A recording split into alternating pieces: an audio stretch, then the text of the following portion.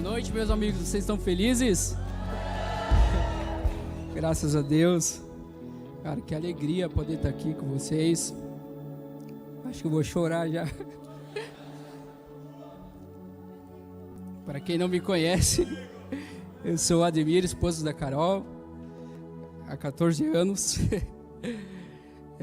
Pai da Cecília, nosso milagre, que tinha 2% de probabilidade de existir. E eu sou um cara muito feliz, muito alegre, feliz por estar aqui com vocês. Xande mandou mensagem no domingo à noite e só mandou: opa, tá aí? Eu tô. Ele falou: você prega quarta, tchau, Deus abençoe.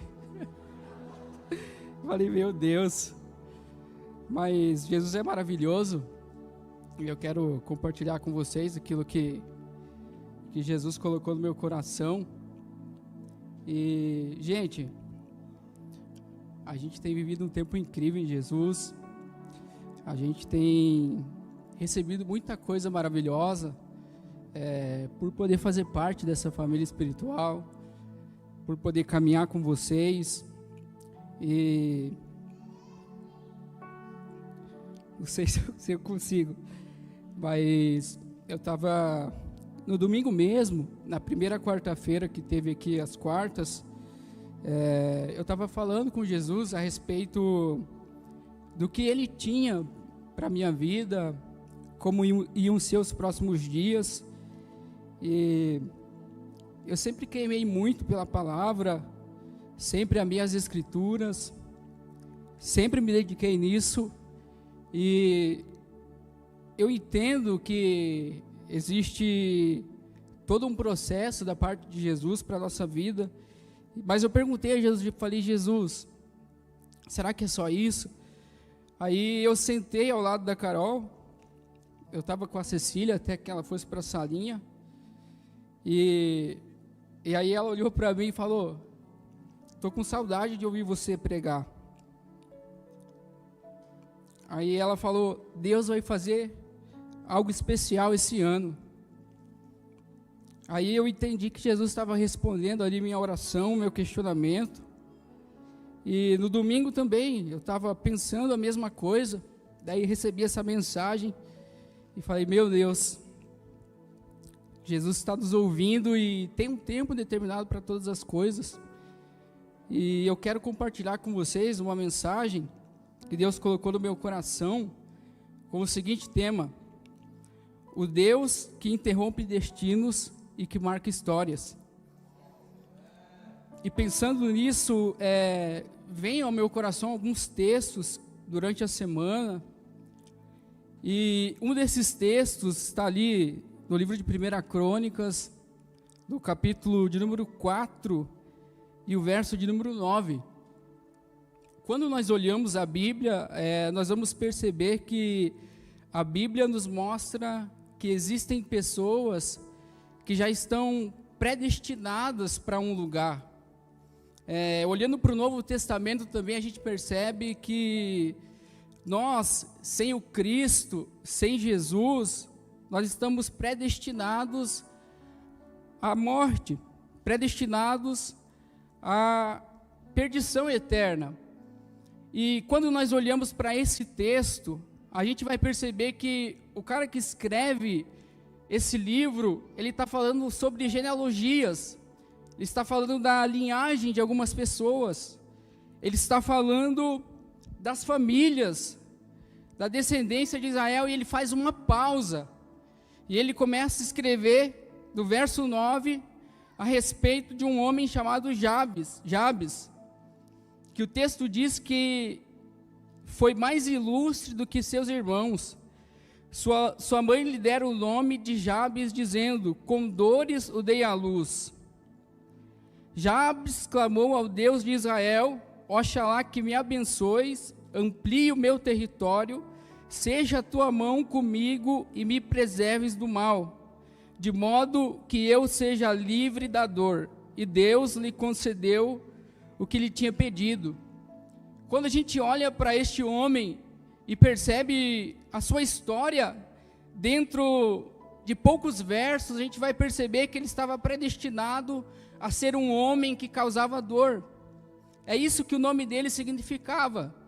Talvez pela circunstância em que ele foi gerado, no momento em que a mãe dele deu à luz, e deu esse nome. E ele carrega já uma superstição sobre a sua vida, de que ele seria alguém que causava dor, alguém que causaria mal a alguém. Mas só que Jabes, ele entende que o fato de ele carregar isso sobre ele, não era realmente o que poderia acontecer, porque ele entendeu e decidiu clamar a quem poderia mudar a história dele, e decidiu clamar a quem poderia mudar, transformar a história dele. Então, desde o ventre, ele já carrega algo sobre a sua vida, que lhe dizia a respeito do seu futuro. Mas ele entendeu que se fosse para ele viver dentro daquilo que o nome dizia sobre ele, era uma escolha, era uma decisão. E quando nós percebemos isso e entendemos que quando nós clamamos a Deus, Ele é capaz de mudar a nossa história. Quando nós entendemos a posição em que nós estamos e reconhecemos o quanto nós somos dependentes de Deus. Em paralelo, eu lembrei de um texto que está ali agora no livro de Atos, onde Pedro e João vão até a Porta Formosa e tem um homem, basicamente na mesma situação que Jabes, que era coxo desde o ventre, que já estava destinado a viver daquela forma. E quando eu olho para estes textos, eu consigo me enxergar nesses caras, porque nós viemos de Santa Catarina, eu e minha família, quando eu tinha 7 anos de idade, a gente veio para Curitiba. A minha família sempre foi muito pobre, e a minha mãe e meu pai tiveram a ideia de vir para cá. Vamos para Curitiba, para que eles possam ter uma oportunidade de estudar, para que eles possam ter uma oportunidade melhor do que nós tivemos. E eles vieram nessa intenção. E a minha adolescência foi marcada por alguns abusos. A minha adolescência foi marcada por algumas situações. E quando eu completei 14 anos de idade, eu usei pela primeira vez droga. Aí a partir daí a gente começou a se afundar. E agora os meninos, os irmãos que vieram para ter uma oportunidade de estudar, estão afundados no mundo do crime, das drogas. E era o destino a qual nós estávamos vivendo, que quando olhavam para a gente, esse é mais um que vai morrer, esse é mais um que vai passar o resto da vida dentro de uma prisão. Nós estávamos traçando o nosso destino, era o que o ambiente dizia. Mas um dia eu entendi que eu precisava de algo maior, e eu sempre acreditei em Jesus. Sempre quando alguém vinha falar para mim a respeito de Jesus e me convidava a ir à igreja, eu falava: um dia eu vou, um dia eu vou. Nunca falava que não, porque eu entendia que existia algo maior, algo mais poderoso, algo mais intenso, a qual as drogas não podiam nem se comparar com aquilo que ele poderia fazer. Mas eu estava preso dentro desse mundo, eu estava preso dentro das minhas ações. E tinha um irmão que parece que ele sabia quando eu ia passar. A igreja a qual eu me converti, tinham 2 ruas assim, e a rua de frente à igreja, um barranco e uma outra rua. Toda vez que eu passava na frente da igreja, parece que ele saía correndo lá de dentro. O nome dele era Isaías. E também tinha uma história parecida com a minha. E toda vez que eu passava lá, ele vinha correndo até mim e falava: olha, Jesus tem uma obra na tua vida. Parece que ele adivinhava. Eu pensava: nossa, mas esse cara de novo. E ele estava orando, e sempre que me via, ele falava: cara, Jesus quer pessoas corajosas como você no reino dele, que tem coragem de fazer tanta coisa errada, que tem coragem de fazer tanta coisa. Jesus quer você. E dentro de todo esse processo, por 3 vezes eu fui preso. Eu era menor de idade, aí não ficava muito tempo e saía, mas a última vez que eu fui, foi numa situação muito ruim, e que eu levei um tiro na minha perna esquerda, praticando um assalto. E quando eu estava na ambulância, o paramédico falou: você vai perder a sua perna. E eu nem sabia orar. Eu disse: Jesus, Deus, se eu não perder a minha perna, eu nunca mais vou roubar nada de ninguém. Se eu não perder a minha perna, eu nunca mais vou viver essa vida que eu tenho vivido. E por 2 centímetros, eu não perdi a minha perna esquerda. Se pegasse um pouco mais acima, eu tinha perdido a perna, eu tinha acertado a veia, a artéria, enfim, poderia não estar aqui, eu poderia estar sem a perna. E fui preso da forma que estava, e minha mãe ficou muito desesperada pela situação. E aí lá dentro, pela primeira vez na minha vida, eu senti a presença de Jesus. E tinha um espaço lá para que alguém viesse, trouxesse uma palavra, ministrasse um testemunho. E naquele dia tinha um rapaz lá que contou o testemunho dele. Parece que ele estava falando sobre mim. E eles cantaram aquela música que dizia: você tem o valor, o Espírito Santo se move em você. E, nossa, aquele dia eu chorava tanto, assim, sentindo a presença de Jesus, que aquele dia eu confessei Jesus como Senhor. E passaram uns dias, eu saí de lá, só que eu voltei para o mesmo lugar que eu estava. Eu voltei para a mesma situação que eu estava. E voltei a praticar as mesmas coisas, depois que eu recuperei a minha perna. Mas só que o vazio que a gente sente dentro de nós é do tamanho de Deus, é do tamanho que Ele pode nos preencher. E um dia eu estava voltando do trabalho, e eu comecei a perguntar a Deus, e estava no ônibus, e Deus, o que é felicidade? Porque eu não conheço. O que é alegria? Porque eu nunca senti descer do ônibus chorando. Aí eu morava ali no Campo Santana, no Rio Bonito, e tinha alguns terrenos baldios ainda. As famílias estavam começando a chegar lá. Eu poderia muito bem ir pela rua de costume e quebrar na minha rua e ir para minha casa. Mas naquele dia eu resolvi virar uma rua antes. Eu vou virar antes, aí eu corto, aí eu estou passando perto de um colégio. E eu comecei a escutar uma canção que dizia: eu te amarei, Senhor. Eu não vou cantar porque senão não dá. Deixa que a Carol canta. E eu escutei essa canção que dizia: te amarei, Senhor, eu só encontro a paz e a alegria bem perto de Ti.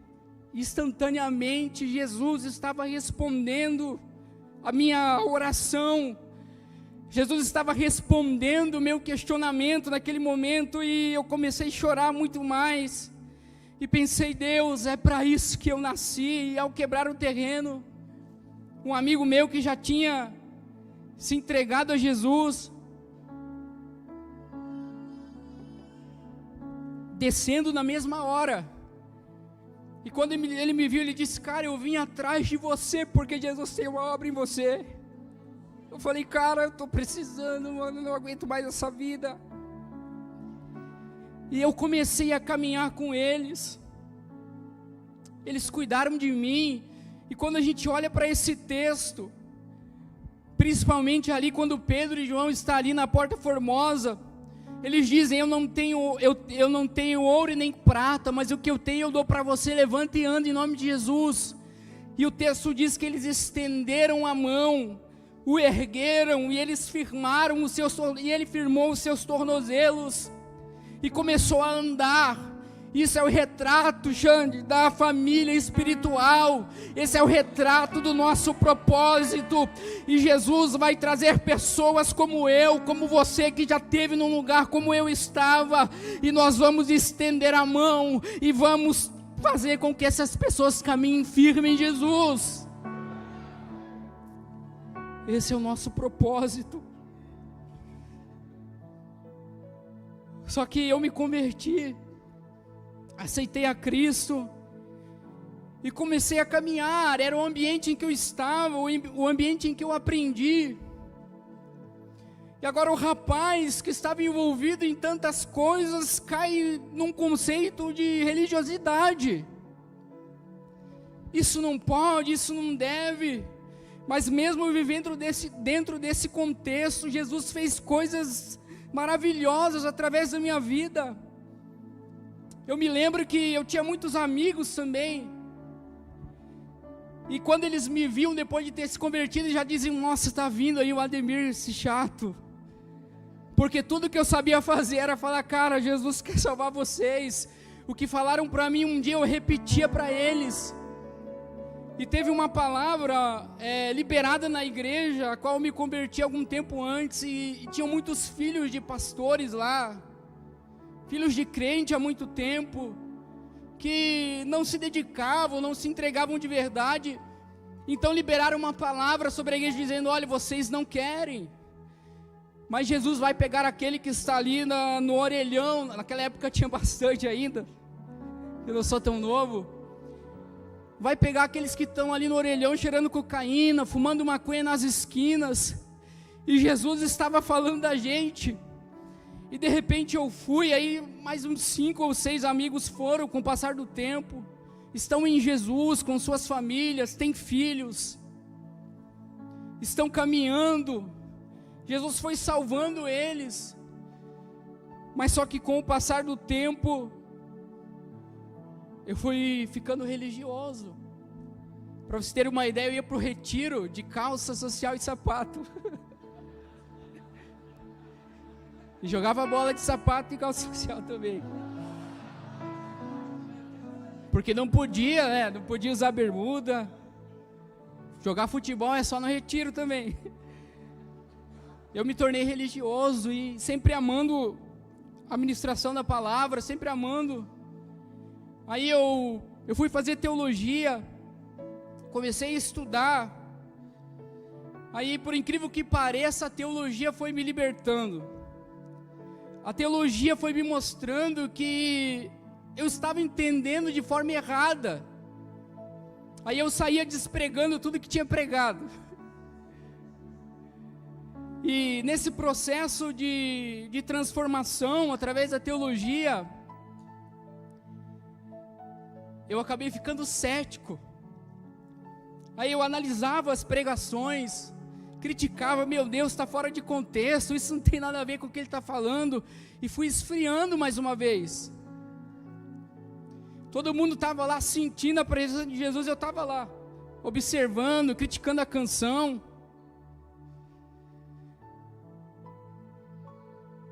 Aí eu fui esfriando. Só que Jesus estava chamando a gente para viver algo diferente, para viver algo mais intenso, para realmente amá-lo, entregar o coração verdadeiramente a Ele. E a gente passou por diversos processos e eu acho que foi um período de 2 anos para a gente migrar do ambiente que a gente estava para um outro lugar. A Carol já estava escutando worship. A Carol já estava indo para um outro lugar e eu estava ali ainda resistente. Não, porque a gente tem o nosso ministério aqui, a gente não pode parar, a gente não pode desistir, a gente já tem algo construído aqui. Mas só que parece que a gente não funcionava mais no ambiente em que a gente estava. Parece que a gente não conseguia não conseguia andar com Cristo, não conseguia ter comunhão, e de repente a gente se via cuidando de todo mundo e ninguém cuidava da gente, e foi um tempo tão difícil, a gente quase se divorciou, a gente estava quase indo um para um lado, o outro para o outro, estava um momento difícil para a gente. Aí a gente começou a visitar outros lugares. Aí eu comecei também a ouvir Luiz Hermínio, Luciano Subirá. Daí tinha um amigo que falava: cara, você fica ouvindo esses caras, você vai ficar estragado, não ouve não. Mas ele falou brincando porque ele já tinha saído do ambiente que ele estava com a gente. Foi um dos nossos pastores, por sinal, ele foi a primeira pessoa que falou da Poema pra gente. Falou: a Poema tá vindo para Curitiba, é uma igreja boa e tal. Só que naquela época a gente nem deu muito ouvido assim.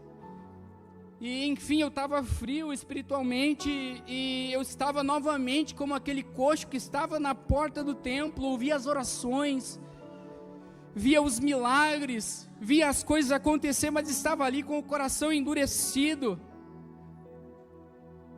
Aí a gente foi transicionando e a gente até passou por uma outra igreja e a gente não conseguiu se adaptar, e a gente continuava orando: Deus nos dá amigos, Deus nos dá pessoas para caminhar com a gente, para cuidar da gente, para nos ajudar. A gente orava dessa forma e a gente vai para um lugar, vai para outro e não entendia o que Jesus queria.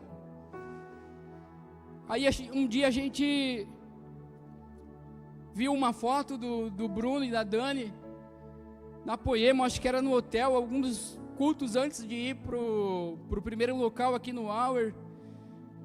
Daí a Carol, a gente conversou: vamos lá para ver e tal, e a gente foi e a gente sentiu algo diferente, começou a queimar diferente, e a gente sentou para decidir, porque a Carol me dizia: estou cansada, as pessoas me perguntam de que igreja você é.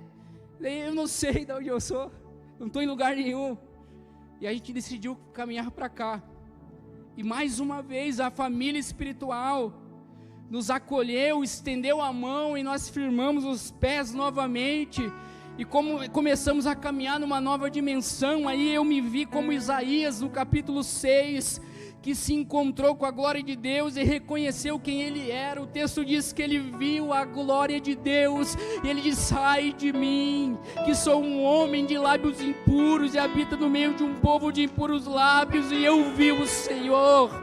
A Bíblia diz que ele foi tocado com uma brasa na boca, em um momento em que o povo ali estava prosperando, a nação estava prosperando, mas o rei estava leproso e a vida espiritual deles estava definhando. Mas quando Isaías viu a glória de Deus, ele entendeu e ele disse: eis-me aqui, envia-me a mim. Jesus está nos chamando mais uma vez para viver algo poderoso, para viver algo profundo em Jesus, em família, na mesa, rasgar o coração. E a gente foi caminhando com o pessoal, e para a gente era muito difícil abrir o coração, porque a gente foi ferido muitas vezes, e de repente a gente começou a entender o que Jesus estava fazendo, e Jesus começou a responder mais uma vez a nossa oração, pedindo por amigos. E hoje falta até tempo para fazer mesas com quem a gente quer, porque Jesus nos deu uma família espiritual, e nós aprendemos a amar essa família espiritual, e nós queremos viver coisas profundas com vocês. E tem sido tão profundo, e talvez uma das primeiras coisas que a gente abriu é que a gente queria muito ser pais. A gente já estava para 11, 12 anos de casamento, e no começo a gente fica meio tranquilo assim: não quero ser pai agora. Mas só que daí a gente vai envelhecendo, e daí você quer pegar todas as crianças que você vê no colo. Começa a queimar algo no coração, e a gente chorou muitas vezes por isso. A gente clamou muitas vezes por isso, e doía muito assim no meu coração ver a Carol e não poder ter isso com ela, não poder aumentar a nossa família. Até que um dia a gente abriu no GC e os amigos: não, a gente vai orar. E Jesus vai fazer um milagre e disseram pra gente, não lembro quem foi, porque eu sou bem ruim de memória, e o TDAH não ajuda muito, mas alguém disse, e nós vamos testemunhar e vamos se alegrar com vocês. Daí a Carol fez todos os exames necessários, a Carol estava tudo ok, e daí a gente estava lá no consultório da doutora, ela disse, olha, tá tudo certo com ela, e você já foi ver? Aí que eu comecei a buscar, fiz os exames necessários, e a minha vitalidade era de 2%, aí eu teria que fazer uma determinada cirurgia lá, e a gente foi para o médico, e passamos por um doutor, ele indicou um outro, que era um doutor que já ia fazer a cirurgia, e isso era, na quarta-feira a gente agendou, foi lá conversar com ele, daí ele fez algumas perguntas, e falou, não, você é muito novo, acho que eu vou receitar algumas vitaminas para você toma elas, e daí a gente vê depois se vai precisar ou não da cirurgia. Então tá bom, não cheguei a comprar, porque eu estava desprovido de dinheiro naqueles dias, e daí isso foi na quarta, daí quando foi no domingo, a Carol começou a enjoar, daí até o Kevin falou, acho que você está grávida, não sei o quê, aquele dia, e Jesus vinha falando, e também uma amiga falou, do dia dos pais, isso em agosto também, ela falou, Jesus mandou eu dar feliz dia dos pais para você, e depois mandou um áudio falando outras coisas, e cara, eu recebi aquela palavra, e daí a gente passou por esse processo ali, foi para consulta, aí o doutor falou que não, você toma uma vitamina e tal, e quando foi no domingo, ela começou a enjoar, daí a gente correu na farmácia, ela estava na igreja ainda naquele dia, a gente estava na igreja, e daí fez um teste, deu positivo, a gente chorou rios aquele dia, daí ela vai e compra outro, eu comprei outro, e cara, Jesus é o Deus que interrompe destinos e escreve histórias e marca histórias. 2%, e Jesus nos deu a Cecília, mano, e tem sido um tempo muito incrível, e eu tenho entendido que não dá mais para voltar atrás. Aí Jesus me leva no último texto aqui, que está ali no livro de Lucas, no capítulo de número 9, que eu quero ler com vocês, 9:62.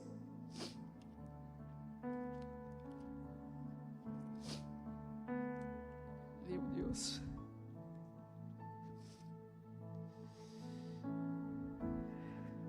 Inclusive foi um texto que o Xande falou na reunião da liderança. Jesus lhe disse, ninguém que lança a mão do arado e olha para trás, está apto para o reino de Deus. Eu gosto de estudar, eu gosto de entender o texto, e eu fui pesquisar, e é muito profundo entender que essa palavra lançar mão sobre o arado significa muitas coisas, e uma das coisas significa costurar. Se você pegar essa camiseta, por exemplo, que eu estou usando aqui, arrancar a manga, vão ficar marcas em ambos os lados. Então, quando Jesus está falando a respeito disso, Ele está dizendo, aquele que lança a mão do arado, se torna um com o arado, se torna um com o reino de Deus, e não há mais opção de voltar atrás, porque Ele resolveu marcar as nossas vidas, Ele resolveu interromper aquilo que estava predestinado para a nossa vida, e Ele está marcando a nossa vida essa noite, e nós nunca mais vamos ser os mesmos. Não tem como voltar, você pode até, não, vou desistir, vou parar. Aí de repente algo começa a queimar dentro do teu coração, através do Espírito Santo, e você vê, não posso parar, não posso desistir agora, ei. Talvez você entrou aqui dizendo, Deus, eu sou um pecador desgraçado, eu vou desistir, eu vou abandonar a minha família. Mas a partir do momento que você se torna um com o reino. Você é marcado por Ele. Você pode ir para o outro lado do mundo, como o salmista disse: olha, se eu fizer minha cama no Hades, lá o Senhor também está. Se eu fizer minha cama no céu, lá o Senhor também está. Para onde me fugirei do teu Espírito? Não tem como mais fugir, não tem como voltar. Aleluia.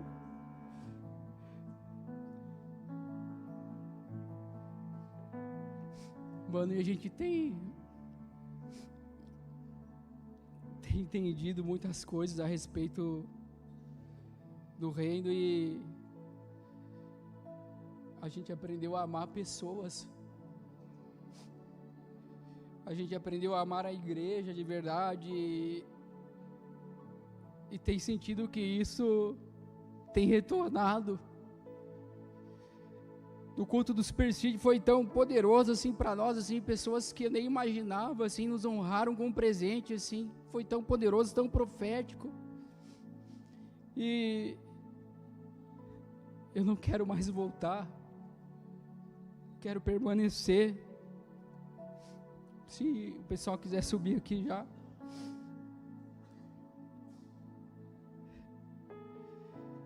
E eu quero viver aquilo que o Senhor tem, e eu quero ser tocado todos os dias pelo Senhor.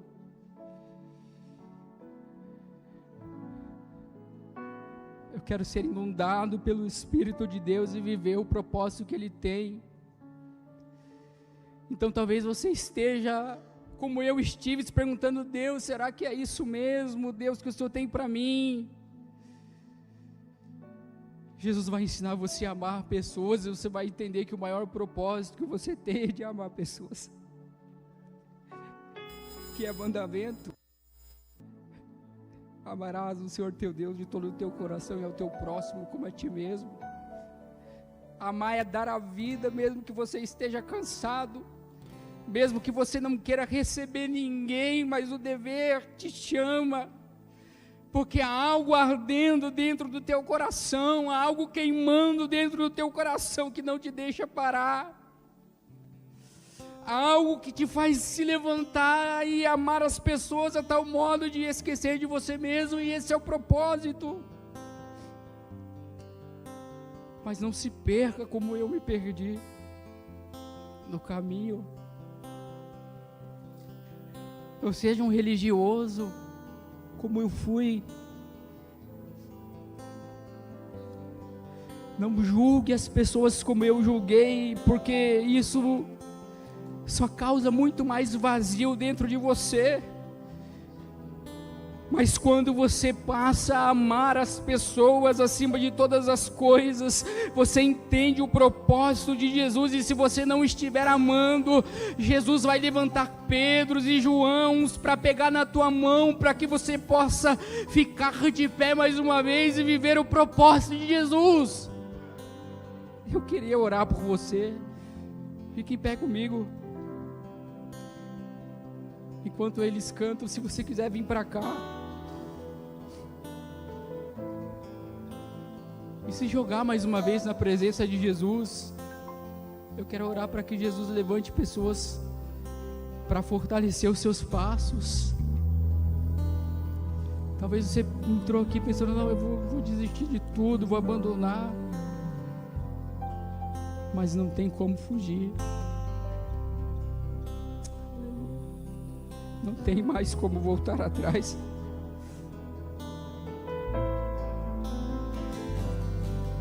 E nem vale a pena voltar.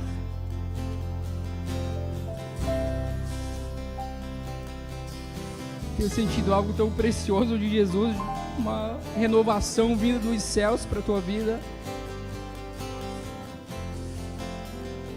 Jesus vai renovar os seus ânimos hoje.